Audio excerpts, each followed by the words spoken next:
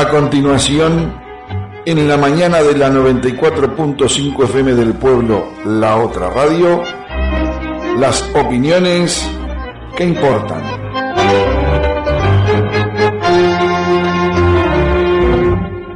Los contenidos emitidos en este espacio no son responsabilidad de la emisora. En las opiniones que importan, contamos con la presencia del doctor Julio Matos. Buen día, amigos, gusto en saludarlos. Hoy vamos a referirnos a un tema que admite múltiples enfoques,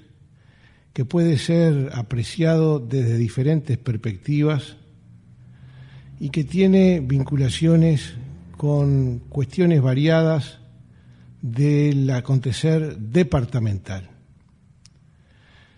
Vamos a hablar de un tema que se vincula a asuntos tan dispares como la consideración y el respeto que nuestro departamento goza en el seno de la comunidad, digamos, de departamentos, de 19 departamentos que componen el país.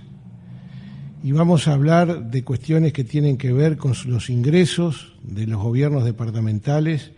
porque vamos a hablar en definitiva de patentes.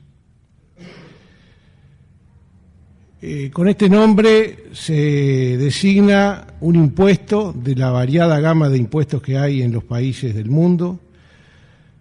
y que tiene vinculación con los vehículos automotores. El tributo de patente de rodado, este es el nombre técnico, es un impuesto más que tiene en nuestro país algunas características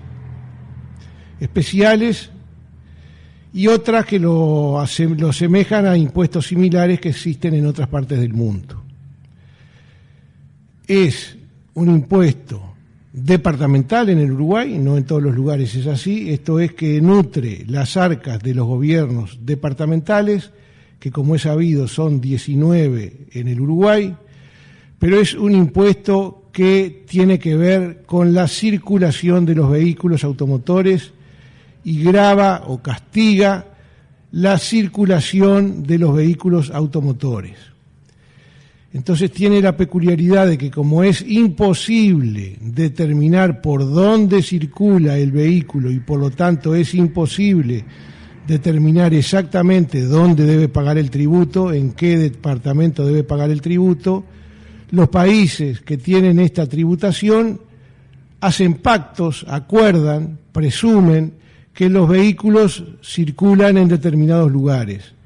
En el Uruguay se ha optado por el criterio del domicilio o del trabajo, esto es, se considera que los vehículos circulan en el departamento donde su propietario o tenedor tiene su domicilio, donde vive, donde tiene su residencia, o también se considera que el automóvil circula en el departamento en donde su propietario tiene su trabajo. Son cuestiones, como se verá, que surgen del propio sentido común, del sano criterio, y son presunciones que, si bien admiten prueba en contrario, en principio son idóneas, son aptas para asentar un criterio general que posibilite ordenar, en función de las características de este impuesto, dónde es que debe pagarse el mismo. Por lo tanto, desde siempre, el sistema institucional uruguayo, desde el momento mismo en que pautó el tributo de patente de rodados como tributo o como impuesto departamental que deben percibir los gobiernos departamentales, sentó las bases para consignar precisamente y sin lugar a dudas en qué gobierno departamental debe pagarse el tributo y, repito, pese a aburrir, de que debe pagarse la patente en donde el dueño del vehículo está domiciliado o tiene su trabajo. Esta aplicación previa es importante que la consideremos porque tiene mucho que ver con lo que se dirá a continuación. Es sabido por todos que durante décadas los uruguayos nos avergonzamos del triste espectáculo de que un país tan chiquito territorialmente y con tan escasa cantidad de habitantes, tuviera lo que se llamó internamente una guerra de las patentes, porque los 19 gobiernos departamentales no eran capaces de respetar las reglas que ellos mismos se habían impuesto a los efectos del pago de este tributo, lo cual tiene como explicación lógica, como última causa, el hecho de que algunos gobiernos departamentales, algunas intendencias, algunos intendentes, para solucionar sus necesidades de caja, no encontraron otro medio más cómodo y más simple que ir a escamotearle, a birlarle, a robarle, a sustraerle a sus vecinos, los contribuyentes de patente de rodados,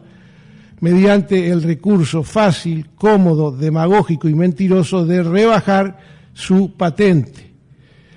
lo cual le creó problemas a las intendencias que se mantuvieron fieles a los compromisos de mantener una patente única en todo el país,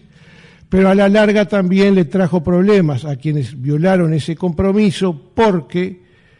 sus presupuestos pasaron a depender grandemente del tributo de patente de rodados,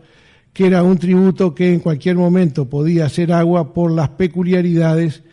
que venimos analizando. Por eso, al mismo tiempo que algunos intendentes y algunos gobiernos departamentales, de manera irresponsable, tomaron la conducta que tomaron, desde los sucesivos gobiernos nacionales de todos los partidos y desde intendencias de todos los partidos, se buscaron arbitrar mecanismos que permitieran arribar a una solución decorosa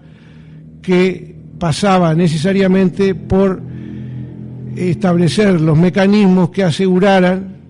lo que desde el principio nunca debió dejar de pasar, que el dueño de un auto pagara la patente en allí donde vivía o donde trabajaba.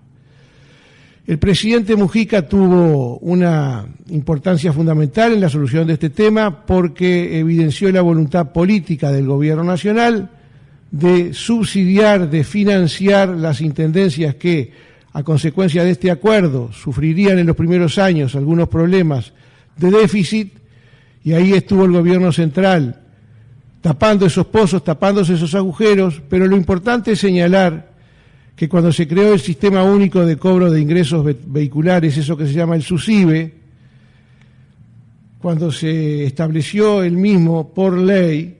todos los intendentes, los 19 intendentes, los intendentes blancos, los intendentes colorados y los intendentes frente amplistas, se comprometieron a respetar el criterio de que se empadrona y por lo tanto se paga el tributo en donde se vive o en donde se trabaja. Pasó lo que pasó, aparecieron algunas irregularidades y finalmente se ha constatado que en la Intendencia de Florida no se cumplió con el compromiso pactado. La palabra asumida por el señor intendente no se respetó en el seno de la Intendencia. En el Departamento de Tránsito de la Intendencia de Florida ha habido no presuntas irregularidades, sino irregularidades constatadas. Más de 650 vehículos en los años 2012 y 2013 ya el SUSIVE lleva registrado como empadronados fuera del sistema legal, al margen de la ley, en forma ilegal. Probablemente este número trepe porque lo sospechoso es que solo en el año 2013 se hayan empadronado en Florida 1.800 vehículos, más del triple de los que se empadronan habitualmente, y esto hace suponer, unido el abultado número de empadronamientos totalmente atípico, con el no menos abultado número de situaciones irregulares, totalmente ilegales, vinculando estos dos aspectos, fácil es entender y considerar que en realidad aquí no se trata de errores de algunos funcionarios, sino que se trata de directivas oportunamente impartidas por alguna jerarquía que se ha traducido en el hecho de que hoy por hoy en el seno del Congreso de Intendentes se piense que en este departamento y del punto de vista institucional no se respetan los compromisos que se asumen, no se cumple con la palabra que se empeñe y que en realidad, y para decirlo vulgarmente, los floridenses estamos todos para la joda. Últimamente, en el ámbito político y con la finalidad de justificar esta actitud y esta conducta irresponsable e injustificable, hemos escuchado la peregrina tesis de que estas desviaciones que nos avergüenzan tienen como justificación razonable y sensata el hecho de pretender obtener mayores recursos para esta intendencia para hacer más obras. En primer lugar, que dados los antecedentes y la conducta de esta intendencia, tenemos la duda razonable de que esos recursos se realicen para hacer más obras y mucho nos tememos que se usen para el carnaval electoral que se avecina, para seguir potenciando el clientelismo político, que es el supremo argumento de esta intendencia a la hora de gobernar y a la hora de recoger adhesiones electorales. Pero además de este aspecto, debemos decir de que cuando se asume un compromiso, cuando se da la palabra, no hay motivo ni razón para no cumplir con el compromiso y para no respetar la palabra empeñada. Eso es lo que nos enseñaron nuestros valores y estos son los valores que todos los padres intentamos transmitir a nuestros hijos y a quienes vienen detrás nuestro. Por lo tanto, no hay argumento que valga. Si Florida y la Intendencia de Florida se comprometió ante sus pares, ante sus 18 pares, de que este gobierno departamental iba a respetar escrupulosamente el acuerdo al cual se arribó trabajosa y onerosamente después de tantos intentos, lo menos que pensaba que podíamos esperar, y el pueblo de Florida es testigo de ello, es que nuestras autoridades cumplieran con la palabra empeñada. Lamentamos constatar que esto no es así, pero en definitiva